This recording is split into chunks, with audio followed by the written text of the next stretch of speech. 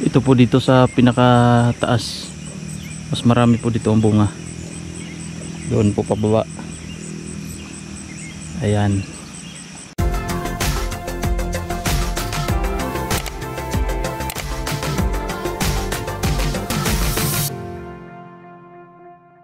Ayan po, at isang magandang araw po sa inyong lahat. At kasama ko po ngayon si Mama, ang aking pinakamagandang mama sa balat ng lupa. Ngayong araw po ay pupunta po kami sa sakahan o sa kakawan ni Mama. Sa akin naman yun po. Ano yun, sa mama? Ay, sa'yo na pala yun? Oo, kasi na binigay mo. Sakahan pala kakawan ni Kuya. Uwan ba dong? Ito po. Ari pa dong, no? Oo, ma'am. Pupuntahan po namin kasi yung mga kakao niya ay kinain na po ng daga. Mouse. At sasamahan ko po sila. Andito na po kami sa daanan kung saan ay punta na po kami sa kakawan ni Kuya. Yan po si na Mama. Tsaka po si Kuya Ervin Aberilla Vlogs. Ay, magandang hapon sa lahat.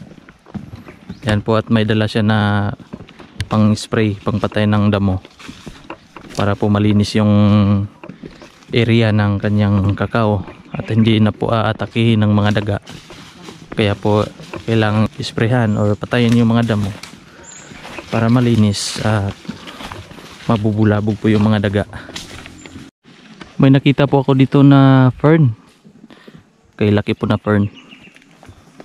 Ito po. Ang laki po ng kanyang puno. Ito. Ngayon lang ako nakakita ng ganitong kalaking fern. At dito po sa dadaanan namin papunta sa kakawan ni Kuya.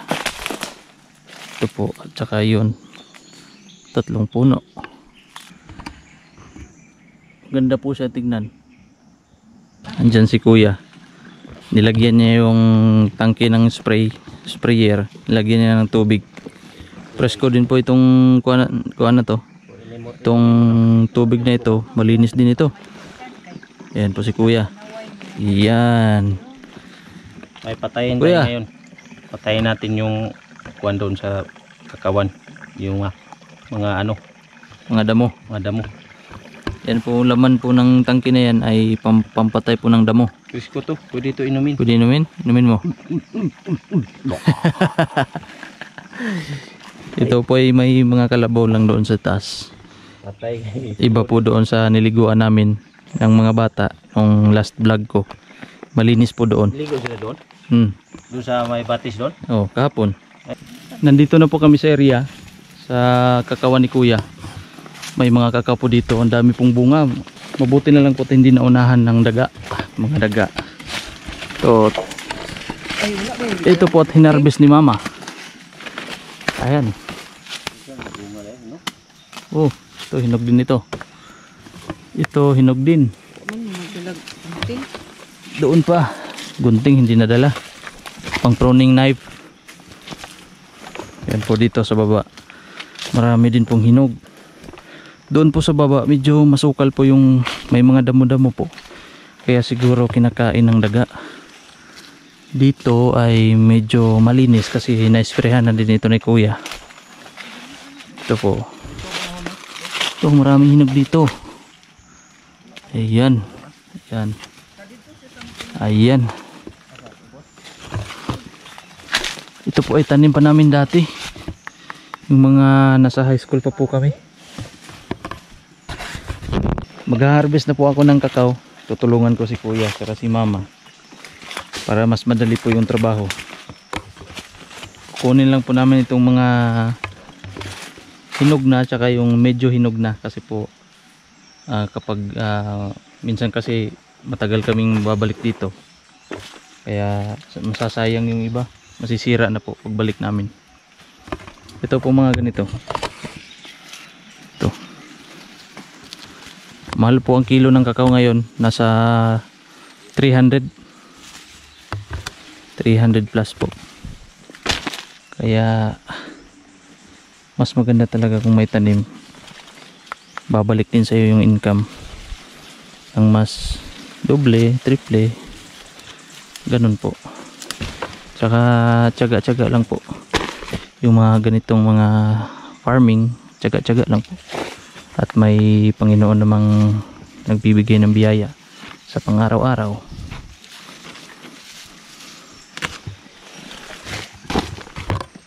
Ganito lang po ang biak nito o pagtanggal ng kanyang mga buto. Papakita po ni Mama. Yan lang. Dati po ay kinakain namin yung laman kasi parang ano din ito, parang prutas din. Na minsan maasim, minsan naman po yung iba matamis. Yan. Yung buto lang po yung kinukuha niyan. At binibilad tsaka binibenta. Dinadala naman ito sa ibang bansa para gawing tsokolate. Ayan po ang mga na-harvest ni Kuya tsaka ni Mama. Ayan. Mga ilang puno pa lang ito. Ano, masaya ka na? Sa 2, 3, 4, 5, Mamutol do? 6 na puno pa lang po ito. Ayan po. Nasa mga 3 kilo po ito. 5. 5. Nasa mga 5 kilo ito pag natuyo. 10 kilo. Mga 5. 300 ang kilo, no? 300 ng kilo. 5 puno pa lang po. Tapos ito pong isang puno, nilinisan ko na po ito. Tinanggal ko yung mga sobra. Tanggalin natin ito kasi kuan ito. Pag didikit yan, masisira din yung iba. Ayan. Yan. Oops! Op! Yeah, di popcorn. Yan. Nilinis ko na po ito. Pruning. Na-pruning ko na. Yan. Malinis na. Saka maganda po kung i-pruning kasi hindi siya titirahan ng mga daga. Yung mga kung ano mga insekto. Lilipat na po kami doon sa baba kasi natapos na po namin dito. Diyan po. Tapos na po kami dyan. At nalinis na rin po. Ngayon dito na naman po kami. Yan yung part na kinakain na ng daga. Sayang. Ito pong klase na kakao na ito ay magandang tingnan kasi dilaw po siya pag nahinog. Ayan. Maganda po siyang tignan. Di tulad ng mga pula. Kung baguhan ka pa lang sa kakao ay parang orange po siya pag nahinog. Hindi mo malalaman. Nandoon po sila Kuya saka si Mama. At ako po ay nandito sa taas ng Lanzones. Nandito po ako sa taas. At kukuha po ako ng hinog dahil nung una pong punta namin dito ng mga bata ay medyo hindi pa masyadong hinog tapos umulan noon. Kaya ito po mga Lanzones. Ayan. Si Kuya. Tagaan ka? Gusto mo manghingi ha? Tagain ako mahinog ba? Okay. Odong. Saluin ko. Oh, sige. Woo! Green pa ni. Green pa. Kulang pa sa hinog. Medyo kulang pa po siya sa hinog. Ito lang po isang puno ang may bunga. Siguro po sa hindi pa po season ng Lanzones ngayon. Kasi dati po ay grabe naman yung bunga. Lahat po ng prutas noon ay nung last year po ay namunga lahat.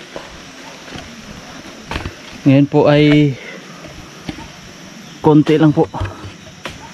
Ito po mga Lanzones ngayon. Tapos kinakain pa po ng mga ibon kasi ito lang po ang namunga. Kaya ayan. Ayun, marami pa doon sa taas. Ayun, ito. Ito pa po. Try po natin kung anong lasa nito, kung matamis ba o maasim. Doon si Kuya. Si Kuya saka si Mama. Ito po. Try po natin.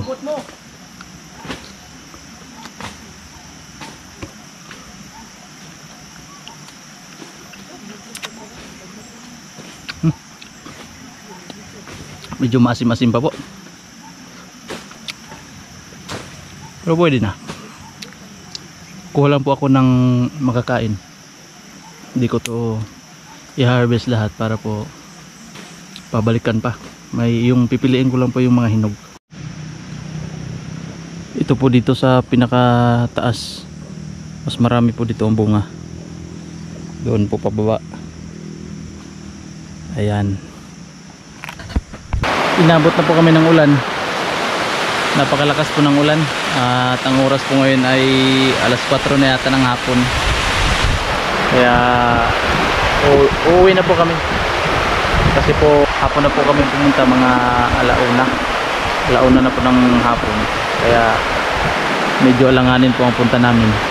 Hanggang dito na lang po muna ang ating video. At maraming salamat po sa inyong palaging pagsuporta at panonood sa aking mga uploads, mga videos.